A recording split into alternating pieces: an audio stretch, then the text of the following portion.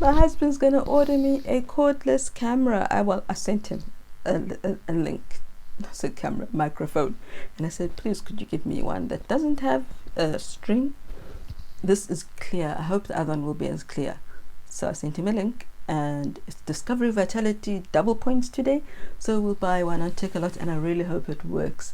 I am so ashamed of giving bad quality, and I realized that those first too many videos without any microphone at all there was too much background noise, and I'm sorry for that.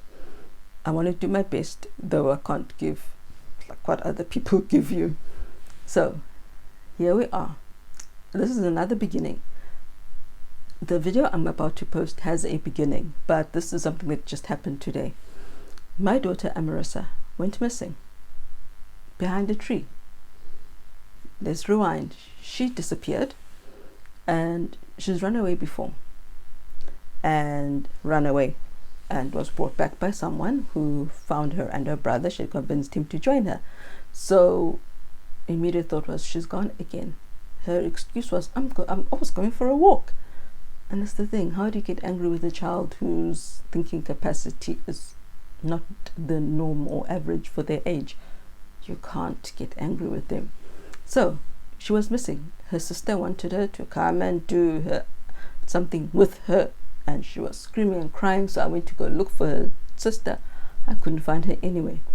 By nature, Amarissa is a loner if she's not with her sister. She goes off and she digs in sand alone. She goes behind the house and watches weeds or watches insects. She's a loner in general. So at first I thought, oh well, she's behind the house somewhere being a loner, but I couldn't find her. Then I sent the teens to go around. They were yelling her name. No one could find her. And then I thought, okay, this is now not good. So I went to the police. There's such a long form to fill in. I took pictures of her. I printed pictures of her first. And my poor son was stressed. He was stressed. We know that she's gone out the gate before. And we know how there are bad people out there. There's the man in the silver Merc who tried to abduct them twice already.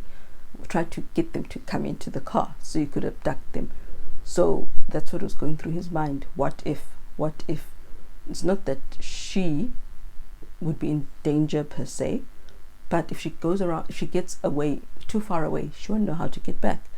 And yes, she's turning 10, but her mental abilities, I still have to revise their address with them, our home address, and she doesn't really know it, even now. And surname, she can't pronounce Nkomo. Dyslexic children, they don't hear as well as they could. So she would have said some surname that wouldn't really help her to be found, unless the person who was listening to her was also black and could tell what she was trying to say. But I was relaxed. I was just like, okay, she's gone. She must come back quickly. That was my worry, that how long will it take her to come back? So even as I was driving to the police station, I was looking down the street expecting to see her. Got to the police. There was a long queue. I waited. I wasn't going to rush and say, hey, forget all these documents you need to certify. I've got a missing child.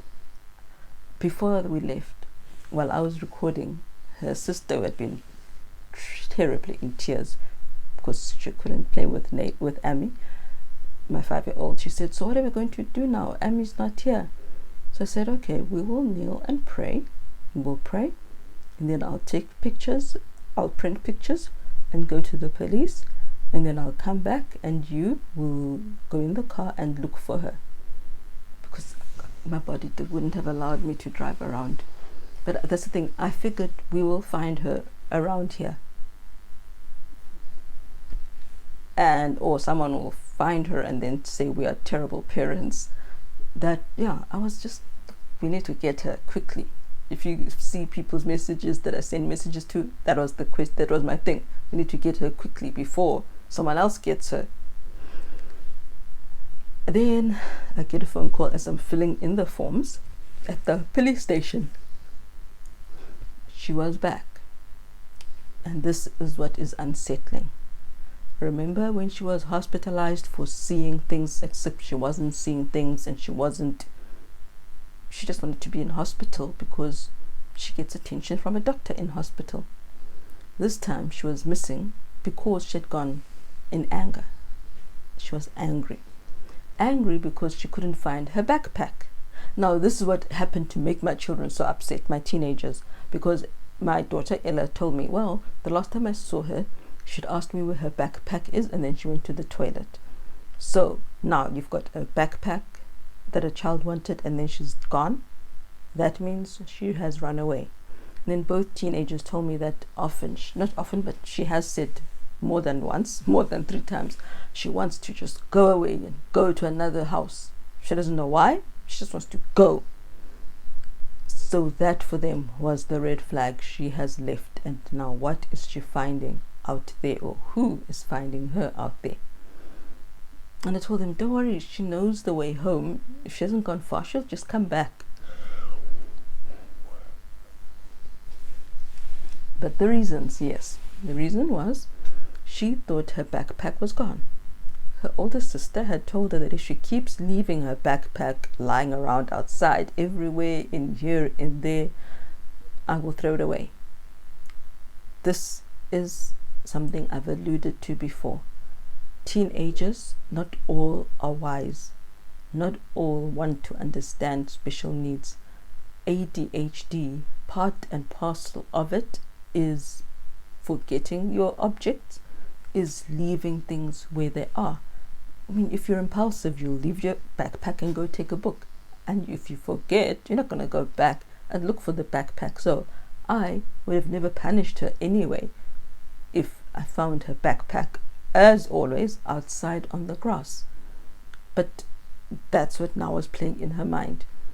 Ella said, if I leave my backpack lying somewhere, Mom will throw it away. Why would I throw something away? It costs me money. And secondly, and more worrying as well, so she was angry, so she left and she went to go hide behind a bush. And so she went to go hide there because she was angry. That I did. She didn't ask me, where is it? I was with her non-talking twin in my bedroom. She didn't come and ask me, Mom, where is my backpack? Do you know where it is? She just figured Mom has thrown away my backpack. Just like that. From not being able to find it, it was clear to her, Mom has thrown away my backpack, and I'm angry at her. That is the scary part. Second reason, she doesn't want to eat. Earlier this week, I told the teenagers that I'm worried that she's got anorexia. She doesn't want to eat. She doesn't want to get fat. I asked her, look at all of us. Who here is overweight? And she pointed at her non-speaking sister. I said, okay, but are you on Risperdal? Has your appetite gone shot up like hers? Do you eat as much as she eats? No. So I asked her, do you see how everyone else looks who eats the amount you eat? Yes. Are they fat? No. I don't even know where the fat phobia comes in or comes from, because I'm not about that life. I don't care about fat. I don't even talk about our big girl and her size, except when I'm trying to lift her, then it's, oh, she's heavy for me, but I don't even lift anybody anyway. So that is the second concern. Where does this fear of becoming fat come from? Khan Academy does not talk about being fat that I know of. Where? And so she would try and not finish her food, and she really hardly finishes her food anyway. So I told her, you will not get fat. Eat your food. It's healthy for you. It's good for you. You need energy. I thought she got the message. The next day, why aren't we allowed to fast? And immediately I thought, another way to try and get out of her food. This is not good. So, and the reason, my pain medicines, in the next video you'll see I took them soon before. I took my pain medicines quickly. Oh, I recorded the video soon after I took the pain medicine. so that I could still be able to talk without falling asleep like I am now. I'm sorry. The second reason she was hiding, she didn't want to be fat, and so she didn't want to come inside. She didn't want to come back in the house because then she would have to have lunch. And no matter what the food is, whether it's brown, not so healthy, rice puffs, cocoa puffs, whether it's proper cooked food, she doesn't want to eat. And so she thought, if I stay away, then I won't eat. And then she fell asleep. And that is why she didn't hear her siblings yelling for her, even though they yelled twice. Well, not just once, Amy and then Amy, but they searched for her twice. So that is where we are. It's scary. We saw the fake. It cost the hospital a lot of money for her symptoms and to rule out serious things. It cost a lot of mental work for the doctors to convince the medical aid that they need those tests, which she actually didn't need.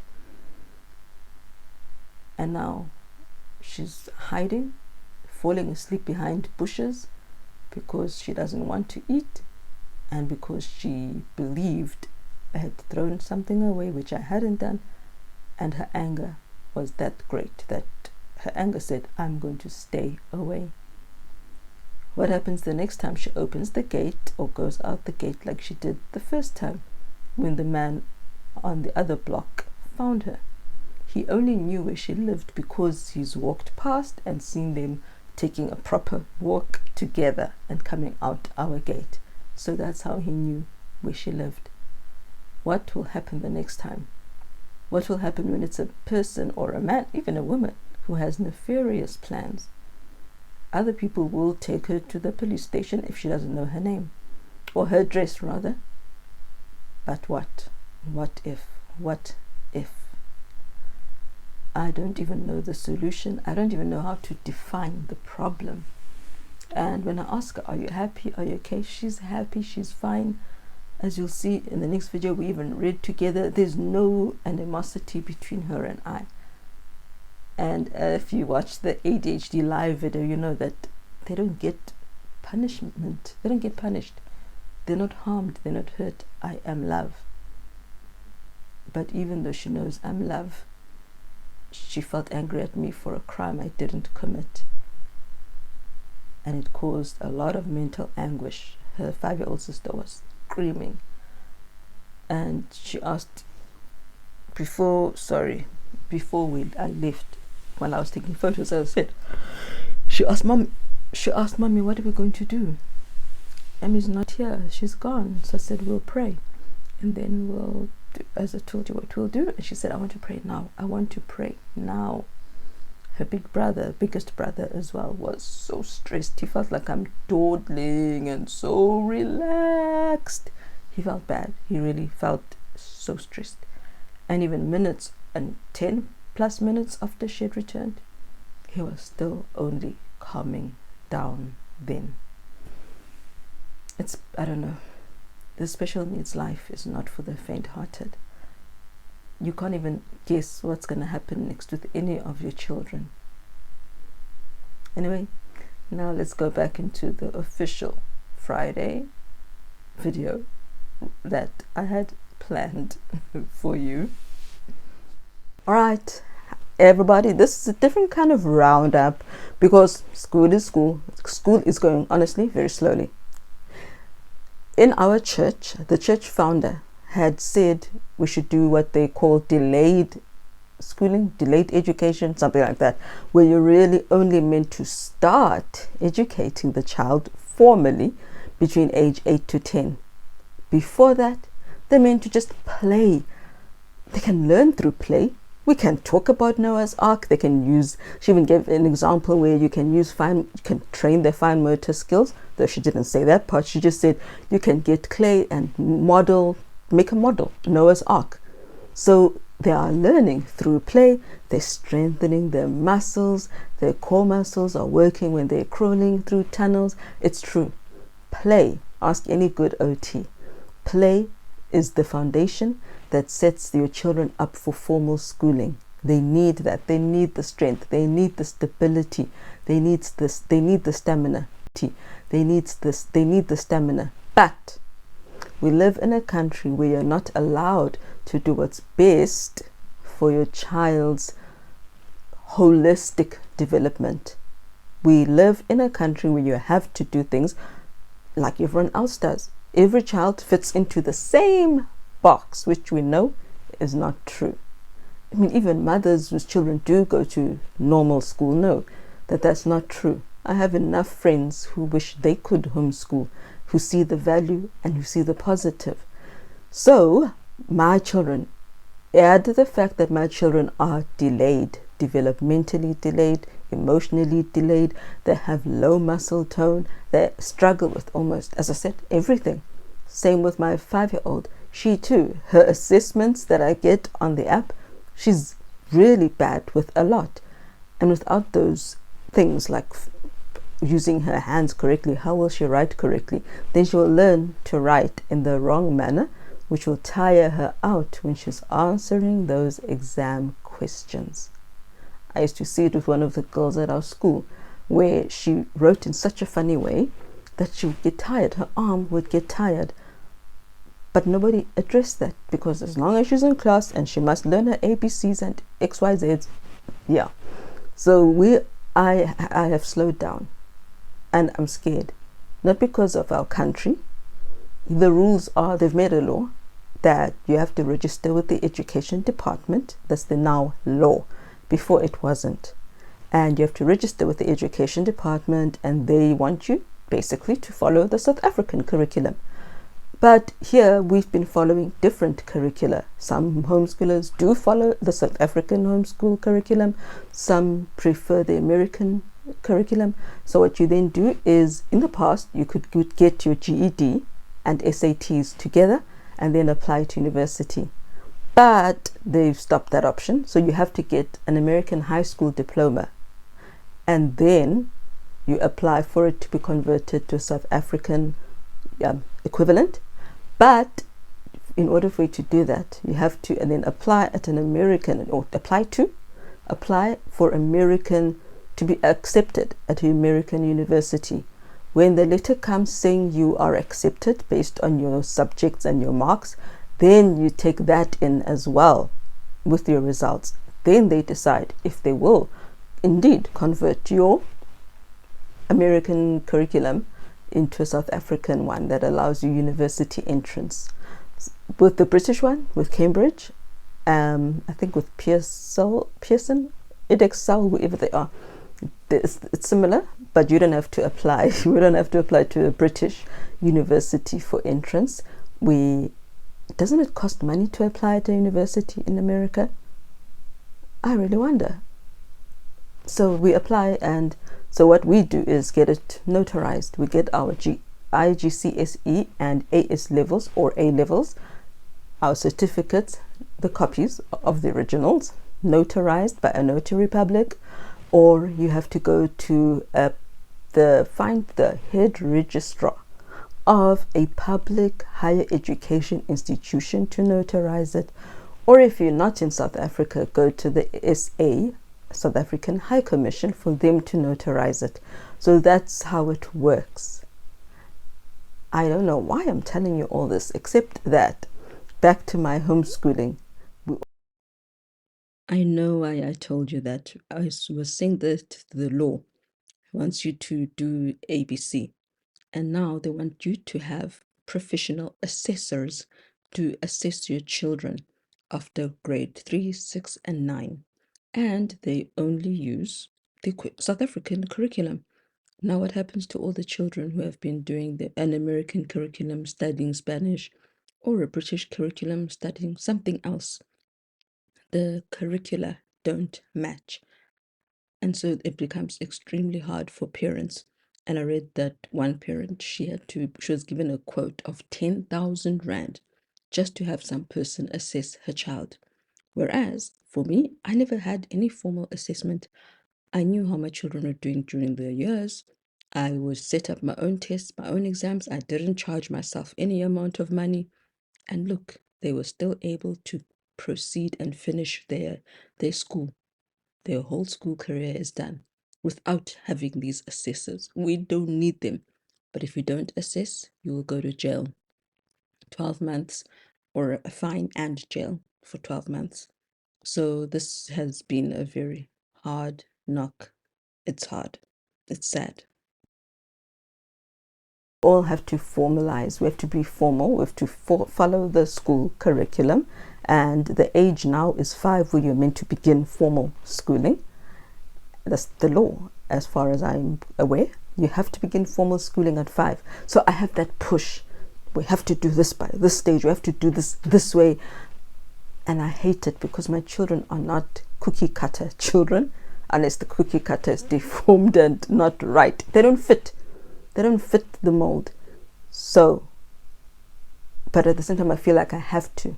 One, because if the government comes to me and says, hey, what have you been doing? Show us your reports and you must show us when the child was absent and didn't do school. It's so silly. I educated my children. They're done with their Cambridge without any of that. They're going to university next year. Proper university, not some fly-by-night weird distance learning thing that actually doesn't count anywhere. Unfortunately, I was a victim of those when I did a herbalism course. So I know there are some places like that. But if I could do that with my children, surely then I know how to best handle my other children. So, no, they don't care about that. So I feel forced to do formal school, but we're really struggling. And brain fog is really bad. I'm really scared that I've got dementia. The early parts of dementia. It's worrying me how I'm forgetting so quickly and so easily. There was a day my daughter, her with her ADHD memory, she says to me, how could you forget where your phone is? Do you have ADHD? Silly girl. So yeah, we are tracking along. I have no idea. People, I have no idea what I'm going to do with my children. Private institutions that deal with children like mine are just too expensive. And I have a lot of children who need that kind of education. And our medical aid is rising. Let me tell you this.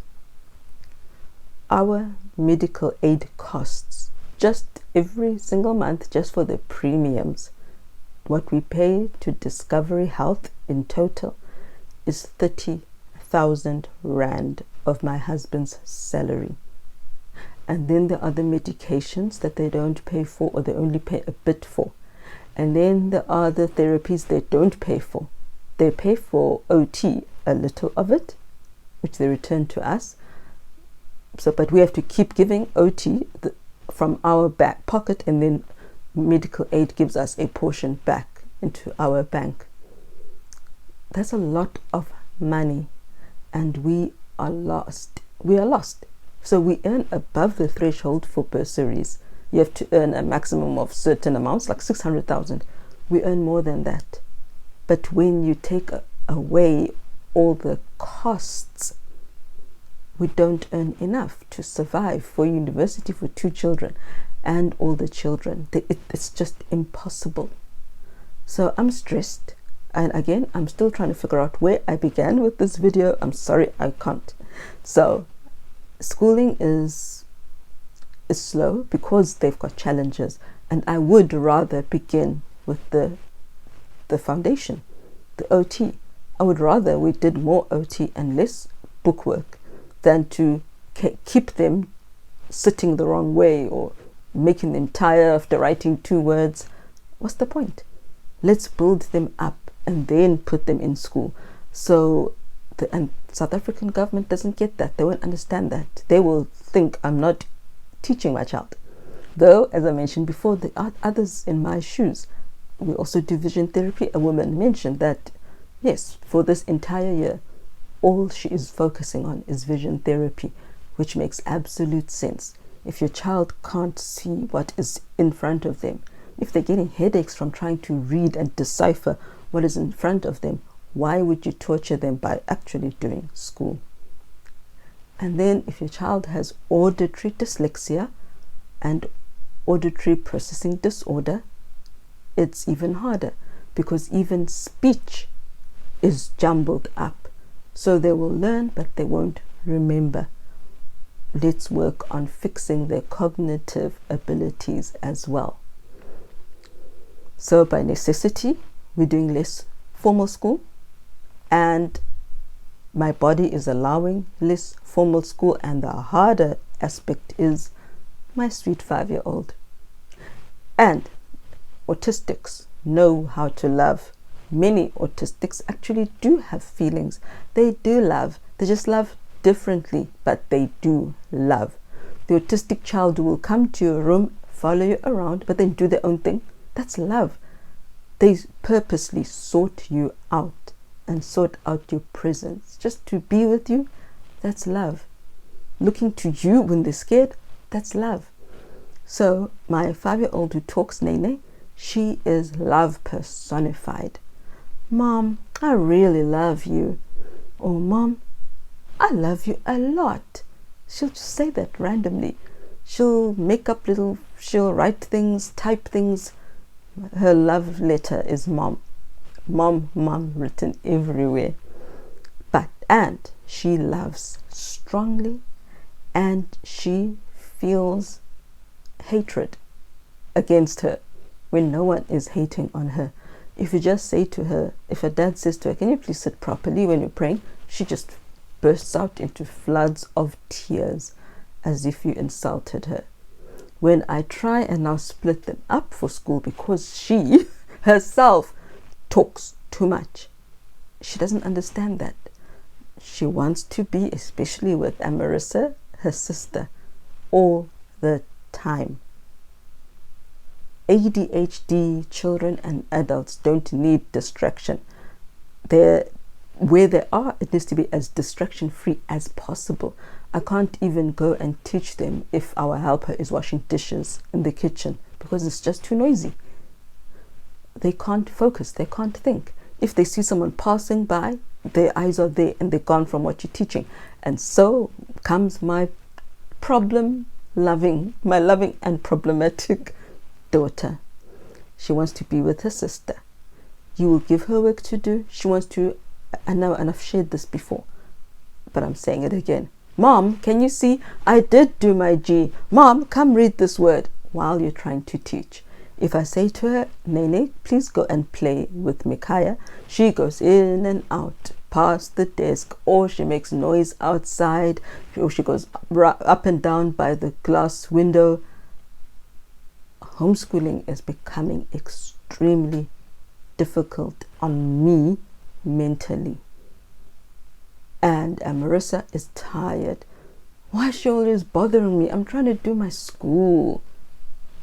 And because my same old 5-year-old girl also has PDA, pathological demand avoidance, one of the things being, some traits being that they believe the world revolves around them. That's just how their brain is. She wants them to do what she wants to do. So that is another new fight I'm facing now. I want to play with dolls. I want to jump on the trampoline even when it's school iPad time or iPad school time, however you want to name it or phrase it. I want to do this, and if they don't want to do it with me, I will scream and cry and make them feel guilty for not playing with me. If I suggest someone else plays with her, no, she only wants this particular child or children. I feel so trapped, and I have no clue how to solve this problem. I have started looking for people to come and be my second mother, or a second mother to them, but that won't solve the problem unless this person is really, my daughter really takes a liking to her, and then she takes her and says, let's go and do this. And so I need someone who's really creative. I don't want to have to now add on to my plate by thinking, okay, while I'm teaching this one, and now I must think up an activity for Nene. I need someone who will think it up. I've advertised and I've said very clearly in my advertisement that the person will be working Monday to Friday, and I mentioned that they need to have had a driver's license for at least for a minimum of a year, so that we know they're quite proficient and safe in driving, and also a good English. I had to state that because vision therapy is in English, and they need to sit there and understand what the instructions are so they can perform them at home and relay them to me so I can do them on weekends when the person isn't there to do the vision therapy exercises. Some people have written and their English is not good. I wouldn't be able to trust them to teach my children.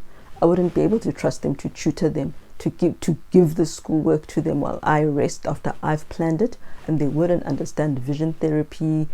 They wouldn't understand.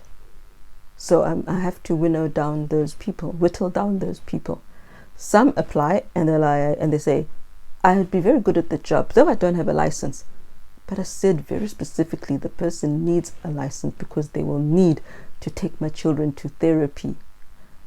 I don't know what's up with people.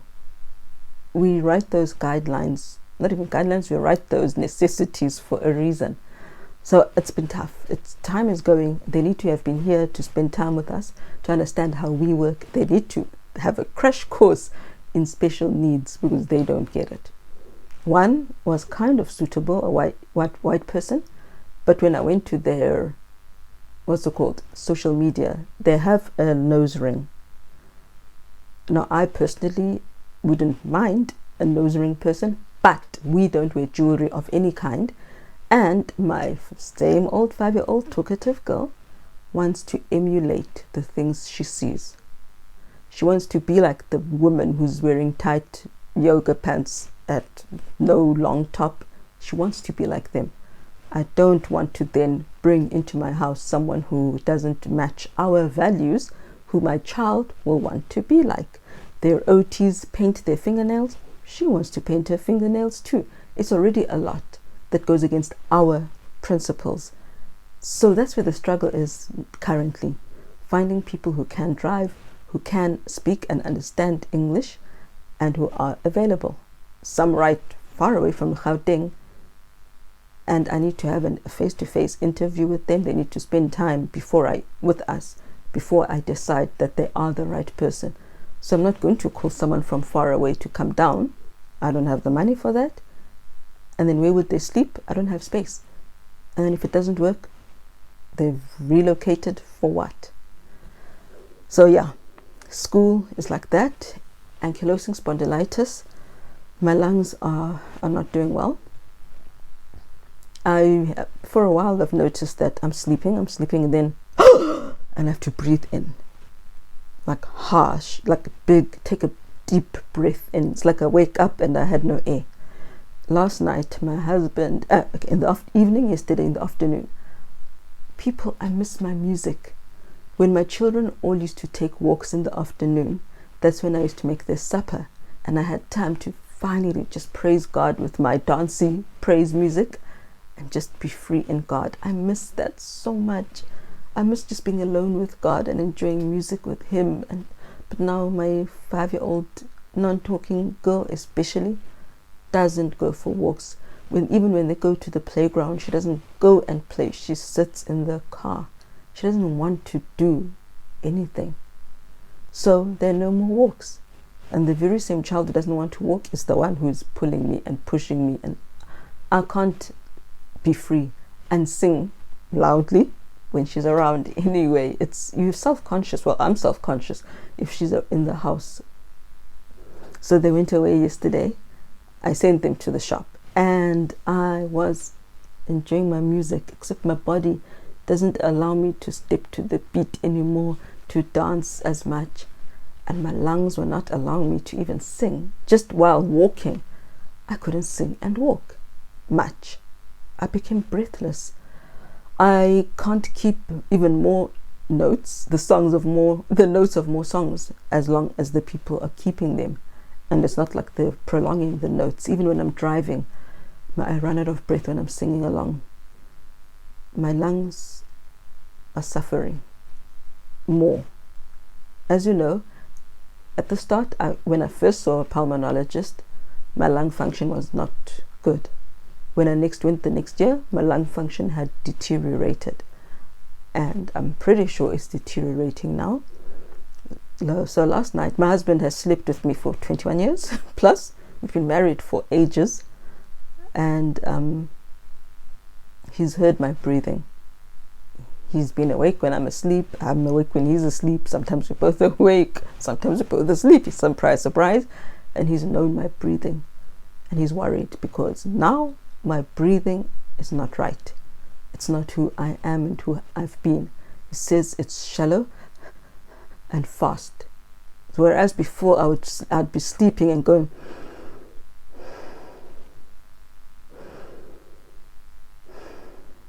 I'm going, and it's not deep. It's like my lungs are not filling up. And we do know my lung capacity has reduced from the first time that I began this journey. Your resting heart rate is meant to be higher than your sleeping rate, heart rate. Mine has been consistently the other way around, and that signifies something going wrong somewhere. My lung function, what was I saying? Sleeping, yes, the shallow. My breaths are too shallow, too fast. The stats say that 12 to 20 is a normal respiratory rate. Anything above 20 is, above 25 is bad. Mine has been 28, 29, 30, 33, even 35.5 at night. I don't know what that means. Will I need to sleep in a CPAP, a mask? I don't know, but I do know that I am deteriorating. I can't hold notes as long as I could, but I think I do cover that in the video. Just wanted to explain how I got to realize that it's not only subjective, this breathing shallow thing, me waking up with gasping for air, but my watch is also telling me I'm in trouble. I'm scared. He's scared, and he's not the scared type. So that's where we are with our health. It's negative. Everything is negative right now. I can tell you things that are funny, but they're negative. Our ADHD, autism, PDA life is hard. It is stressful.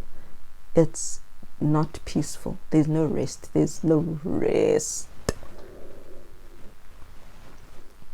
So I'll go to a positive, which didn't begin as a positive. In my house, we buy necessities. We buy our food, we buy clothing, we buy activity, things that will help strengthen their fingers, all of that. Gifts, we buy for other people. I buy the children gifts on their birthdays. I buy educational toys for them every few months or so. I don't get gifts from other people, but I just don't get them, and that's okay. I grew up like that anyway. My parents didn't give me gifts either, so gifts are rare, like really rare. And this week, as I said to you, we need to have those IGC, SE and AS level certificates notarized. I asked a lawyer friend, well, acquaintance, we're not friends because I've tried to hang out with them, meet up, but it hasn't really happened. So I just didn't follow up on it. I asked them if they know where I can find a notary public. I'd never even heard of that term. And she said she is a notary. I said, oh, that's cool. How much is your fee? That's what I asked. What is the fee? When can I come? And the answer was, oh, I don't mind doing this as a gift. I'll come to your house at 3:15 tomorrow. Told the children, we've been blessed. It costs a lot to do this stuff, but so-and-so, who you might think remember, has offered to do this as a gift. And we were all relieved and happy and grateful. So I thought, this is big. You can't just let someone come into your house, because they said they will come so that I don't have to stress myself. So I thought, let me get them a gift. So I got a snack container of little snacks that the children could enjoy, and I bought a flower. I don't buy flowers. I would like to, but in the past, my non-talking 5-year-old used to take the flowers away, and then she would damage them, and her sister would pull them out so that she can hold one at a time, but they've got bad allergies. So those are two reasons why I don't buy flowers. They've got bad pollen allergies, the three of them in my family, and I buy necessities. We need every cent. So, but I thought, let me buy them a gift just to show them that I am grateful and that I do acknowledge that this is more than we deserve. I was willing to pay her as long as I knew where she is and she's not far.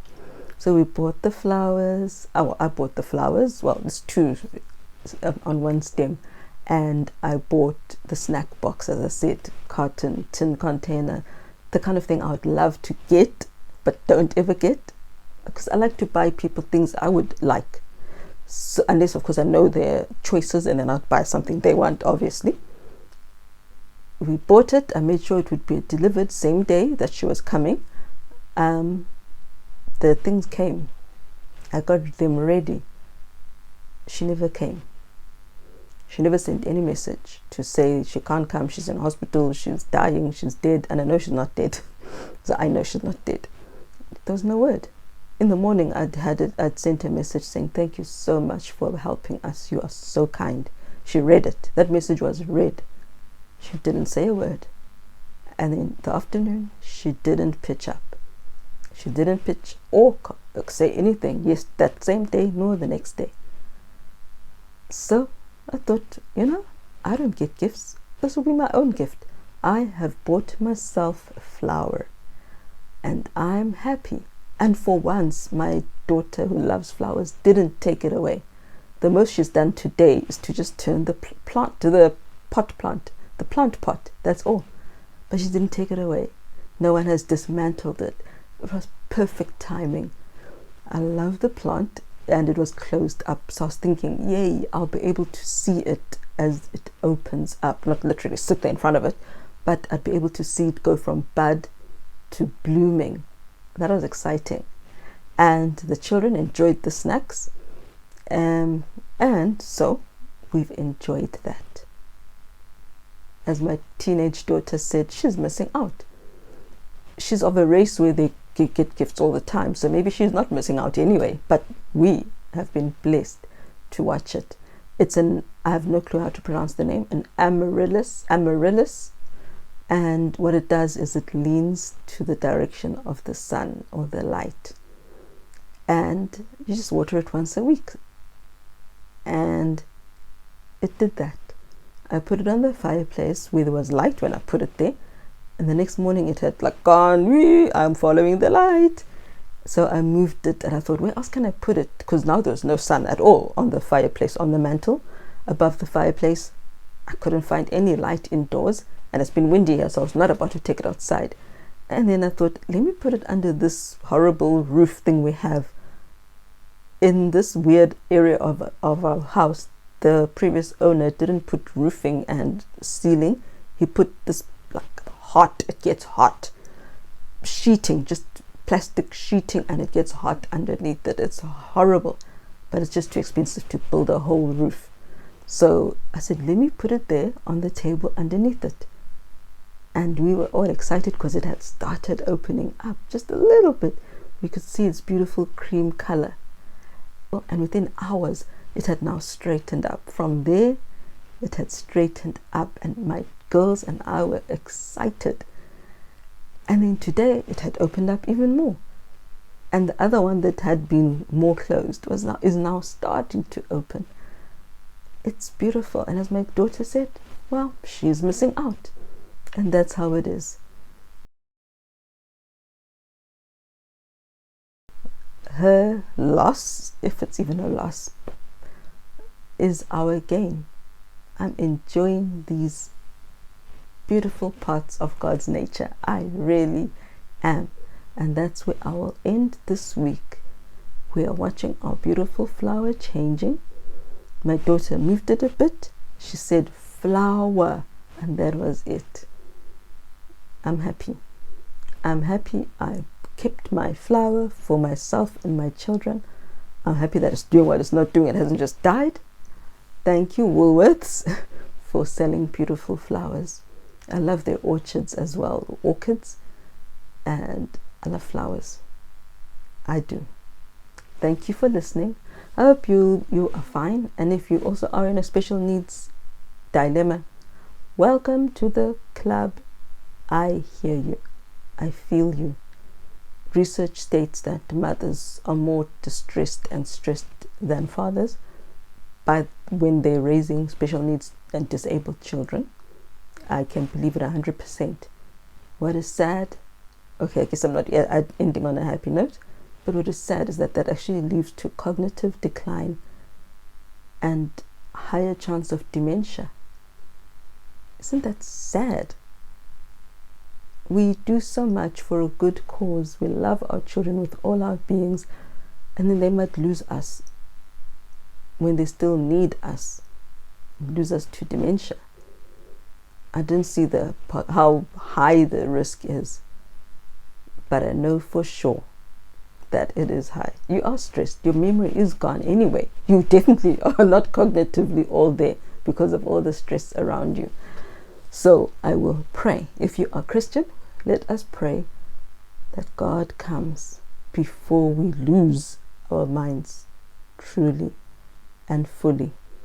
May we enjoy the use of our minds, please. Just like I'm so thankful I can see. I'm wearing contacts, but I can at least see. Let's be thankful for our sight, for the abilities we do have, and be thankful that for now our minds are kind of working so we can be there for our children and be what they need. I'm thankful that we can be what they need.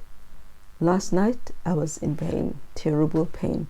Cooking is hard. It's painful for me. And in the teaching and all of that, and the tantrum meltdowns and all of that, you can imagine how it drains you. I'm cooking for 8 people. I went to bed. I couldn't even get comfortable. I was in so much pain. I just couldn't get comfortable. And then my teen son phones me from the landline and he says, Emerson and Micaiah want to know if you're still coming to read to them. I'd forgotten that I'm reading to them in the evening. So I just called them to bed and I said, you guys, you can come to my room. And they were happy. They were happy to lie in bed. As long as I could talk, as long as I can read, I can still be my children's joy. And I'm thankful for that. So for you too, you can still be your children's joy. Even if you can't play, you can't go out anymore, just be there. Love them the best way possible. They will appreciate it and they will flourish. But then there's my 5-year-old, my talking 5-year-old. Her curriculum, her syllabus is meant to be pre-writing. So she's tracing lines, tracing spirals, but she is leaping ahead and teaching herself how to write and spell. So homeschooling might need to rev up and go faster for her